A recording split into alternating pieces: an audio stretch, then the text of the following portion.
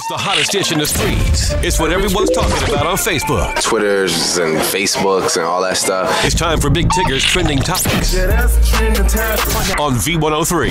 Alrighty, ladies and gentlemen, boys and girls, time for the Trending Topics. It was all good just a week ago edition. So apparently Apollo's having a really bad week. I told you yesterday he was sentenced to 8 years in prison for conspiring to commit mail, wire, and bank fraud in a complex fraud scheme, which spanned over 4 years and harmed over 50 victims.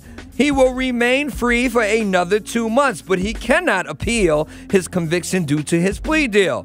A source who sat in yesterday's court proceedings said Apollo's mom stood up in the packed courtroom and pled with the judge to have mercy on her son and his wife, Phaedra. The implication is that Phaedra might be brought up on federal charges as well. The source also implied that this federal case has driven a permanent wedge between Apollo and Phaedra, so we don't know if they're ever going to get back together, if they are still together, etc., etc., etc. What we do know is with only a couple days to go before his sentencing, apparently Apollo Nida had to deal with another big problem, losing one of his houses at a public auction. Apparently, the Real Housewife of Atlanta star house was sold at an auction for failure to pay the taxes on the property. He originally purchased the Atlanta home for only $9,000 in 2010, but on May 6th, someone bought the 4,700 square foot home for $2,800, according to the documents.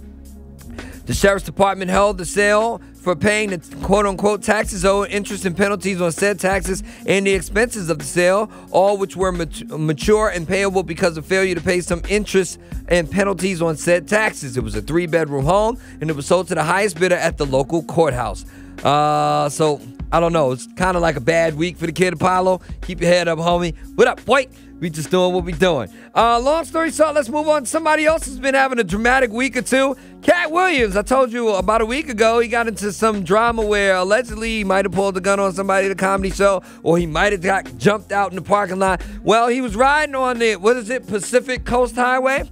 Right? Riding around getting it in his Rolls Royce with a car full of people. He says a car full of people taunted him and cut him off in traffic. He claims they caused an accident on purpose. He said he was just riding around being cool like he was when a beat-up Honda pulled up alongside him and started taking cell phone pics, and as he put it, quote-unquote, talking ish, trying to start a fight.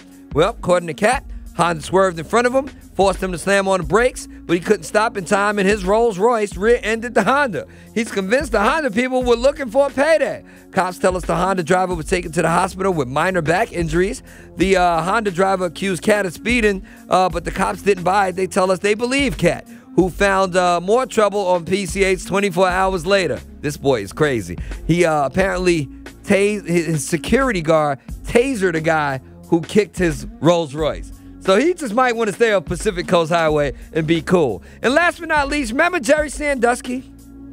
Former Penn State football coach and convicted child molester. Well, his son, his adopted son, will sit down with Oprah Winfrey for an exclusive interview. It will be Matthew Sandusky's first television interview since his adopted father was convicted of dozens of child sex abuse charges. For the first time, Matthew will reveal his personal story about the sexual abuse he himself suffered at the hands of his adopted father. The interview will air on a special episode of Oprah Prime at 9 p.m. Thursday, July 17th on OWN. I promise you, it was all good just a week ago. That's going to do it for the Trending Topics. You missed any part of this conversation, head on over to v-103.com where you can not only listen to it in its entirety, you can also see my I wish it was last week face.